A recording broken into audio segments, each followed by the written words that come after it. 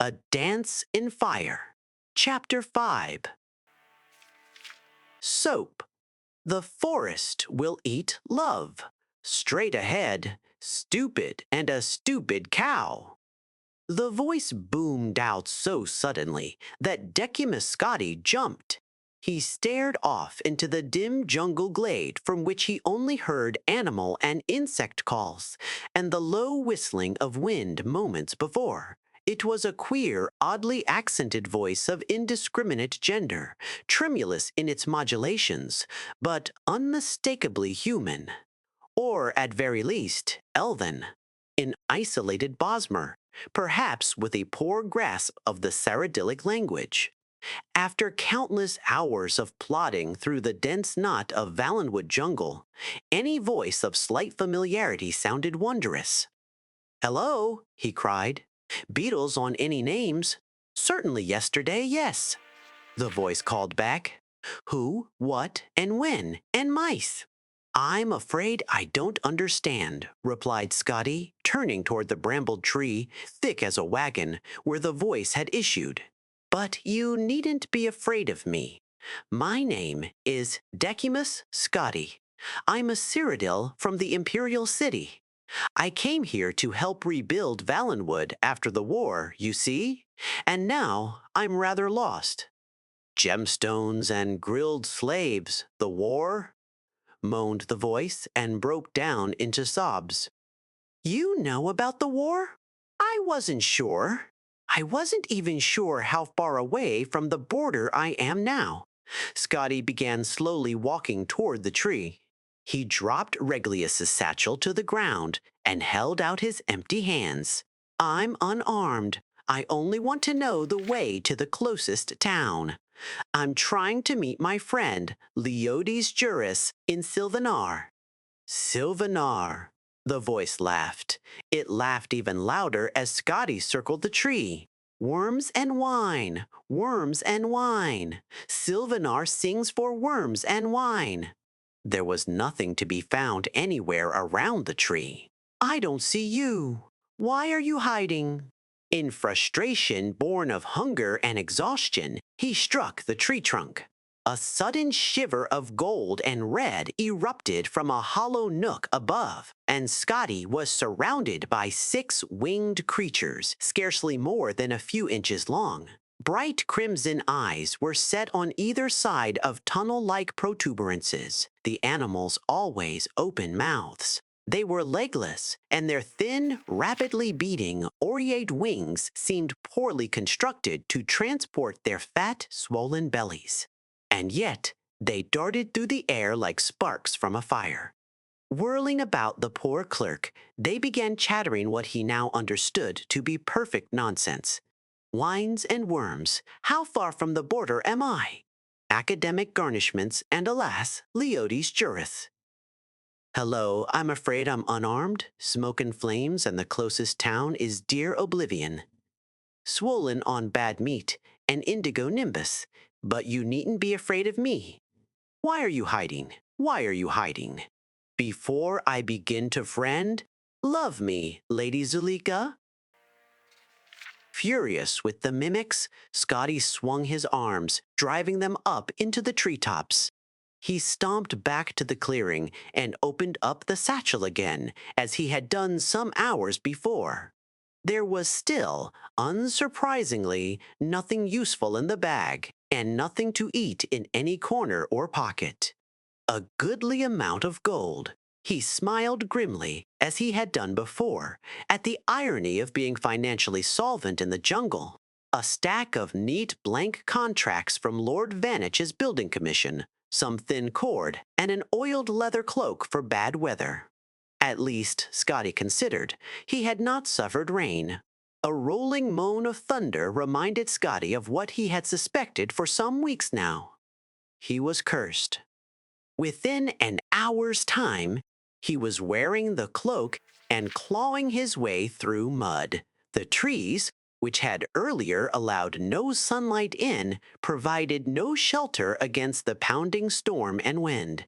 The only sounds that pierced the pelting of the rain were the mocking calls of the flying creatures, flitting just above, babbling their nonsense. Scotty bellowed at them through rocks, but they seemed enamored of his company.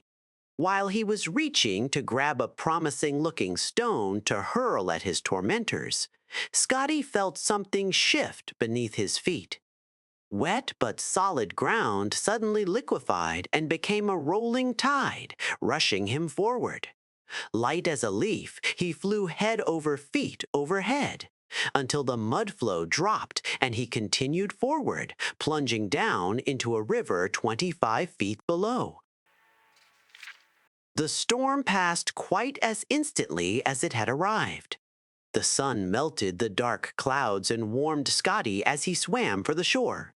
There, another sign of the Khajiit incursion into Valenwood greeted him. A small fishing village had stood there once, so recently extinct that it smoldered like a still warm corpse. Dirt cairns that had once housed fish by the smell of them had been ravaged, their bounty turned to ash. Rafts and skiffs lay broken, scuttled, half submerged. All the villagers were no more, either dead or refugees far away. Or so he presumed.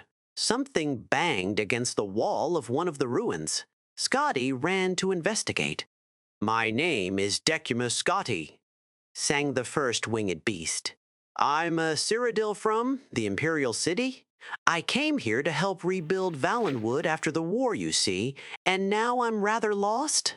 "I swell to maculate, Apanek," agreed one of its companions. "I don't see you. Why are you hiding?" As they fell into chattering, Scotty began to search the rest of the village. Surely the cats had left something behind, a scrap of dried meat, a morsel of fish, sausage, anything. But they had been immaculate in their complete annihilation. There was nothing to eat anywhere. Scotty did find one item of possible use under the tumbled remains of a stone hut, a bow and 2 arrows made of bone. The string had been lost, likely burned away in the heat of the fire, but he pulled the cord from Reglius's satchel and restrung it. The creatures flew over and hovered nearby as he worked. The convent of the sacred Leotus Juris. You know about the war. Worms and wine circumscribe a golden host. Apanek. The moment the cord was taut, Scotty knocked an arrow and swung around, pulling the string tight against his chest. The winged beasts, having had experience with archers before, shot off in all directions in a blur. They needn't have bothered. Scotty's first arrow dove into the ground 3 feet in front of him. He swore and retrieved it. The mimics, having likewise had experience with poor archers before, returned at once to hovering nearby and mocking Scotty. On his second shot, Scotty did much better in purely technical terms. He remembered how the archers in Valenesti looked when he pulled himself out from under the Horvertick, and they were all taking aim at him. He extended his left hand, and right elbow in a symmetrical line, drawing the bow so his hand touched his jawline, and he could see the creature in his sight like the arrow was a finger he was pointing with. The bolt missed the target by only 2 feet, but it continued on its trajectory, snapping when it struck a rock wall. Scotty walked to the river's edge. He had only 1 arrow left, and perhaps, he considered, it would be most practical to find a slow-moving fish and fire it on that. If he missed, at least there was less of a chance of breaking the shaft, and he could always retrieve it from the water. A rather torpid, whiskered fish rolled by, and he took aim at it. "My name is Decumus Scotty," one of the creatures howled, frightening the fish away. "Stupid and a stupid cow, will you dance a dance in fire?" Scotty turned and aimed the arrow as he had done before. This time, however, he remembered to plant his feet as the archers had done, 7 inches apart, knees straight, left leg slightly forward to meet the angle of his right shoulder. He released the last arrow. The arrow also proved a serviceable prong for roasting the creature against the smoking hot stones of one of the ruins. Its other companions had disappeared instantly after the beast was slain, and Scotty was able to dine in peace. The meat proved to be delicious, if scarcely more than a first course. He was picking the last of it from the bones when a boat sailed into view from around the bend of the river. At the helm were Bosmer sailors. Scotty ran to the bank and waved his arms. They averted their eyes and continued past. "You bloody callous bastards!" Scotty howled. "Knaves, hooligans, appenecks, scoundrels!" A gray-whiskered form came out from a hatch, and Scotty immediately recognized him as Griff Mallon, the poet-translator he had met in the caravan from Cyrodiil. He peered Scotty's direction, and his eyes lit up with delight. "Decumus, Scotty. Precisely the man I hoped to see. I want to get your thoughts on a rather puzzling passage in the Minoriad Playbar. It begins, 'I went weeping into the world, searching for wonders. Perhaps you're familiar with it.' I'd like nothing better than to discuss the Minoriad Playbar with you, Griff," Scotty called back. "Would you let me come aboard, though, first?" Overjoyed at being on a ship bound for any port at all, Scotty was true to his word.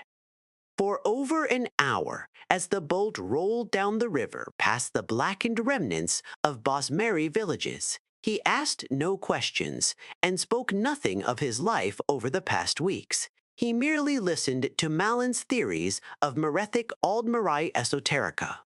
The translator was undemanding of his guest's scholarship, accepting nods and shrugs as civilized conversation.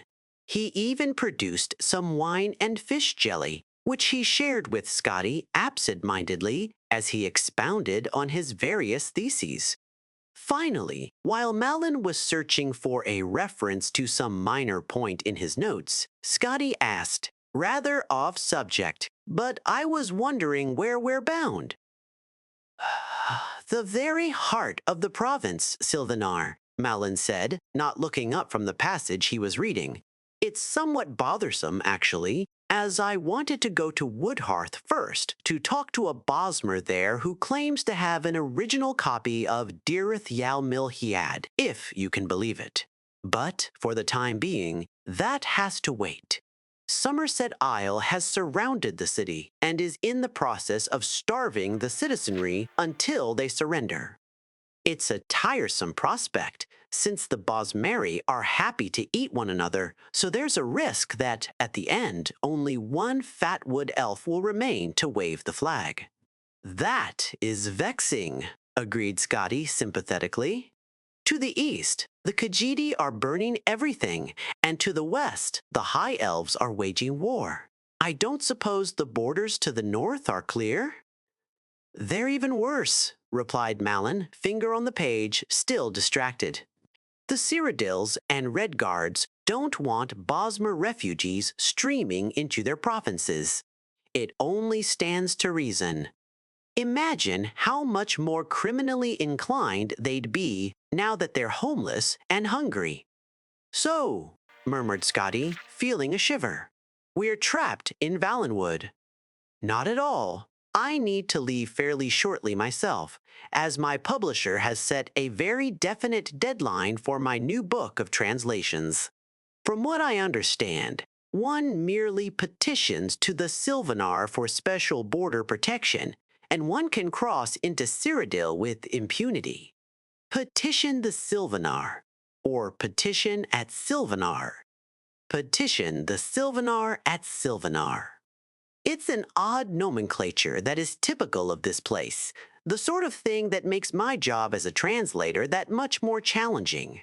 The Sylvanar, he, or rather they, are the closest the Bosmeri have to a great leader. The essential thing to remember about the Sylvanar." Mallon smiled, finding the passage he was looking for. "Here. A fortnight, inexplicable, the world burns into a dance." There's that metaphor again. "What were you saying about the Sylvanar?" asked Scotty. "The essential thing to remember." "I don't remember what I was saying," replied Mallon, turning back to his oration. In a week's time, the little boat bumped along the shallow, calmer waters of the foaming current the Xylo had become, and Decumus Scotti first saw the city of Silvanar. If Falinesti was a tree, then Silvanar was a flower, a magnificent pile of faded shades of green, red, blue, and white, shining with crystalline residue. Malin had mentioned offhand, when not otherwise explaining Aldmeri prosody, that Silvanar had once been a blossoming glade in the forest. But owing to some spell or natural cause, the tree's sap began flowing with translucent liqueur. The process of the sap flowing and hardening over the colorful trees had formed the web of the city. Malin's description was intriguing, but it hardly prepared him for the city's beauty. What is the finest, most luxurious tavern here? Scotty asked one of the Bosmer boatmen. Prethala Hall, Malin answered. But why don't you stay with me? I'm visiting an acquaintance of mine, a scholar I think you'll find fascinating.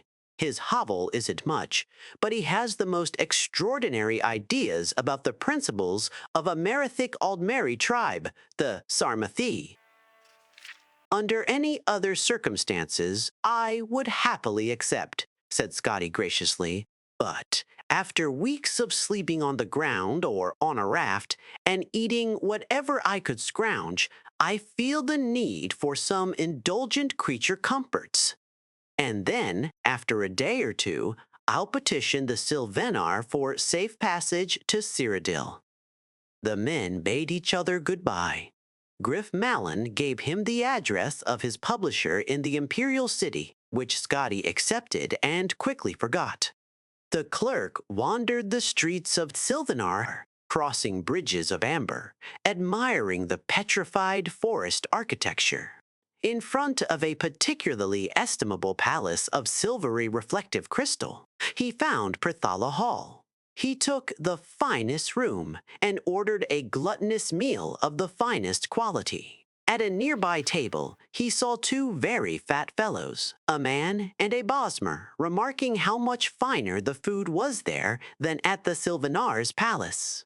They began to discuss the war and some issues of finances and rebuilding provincial bridges.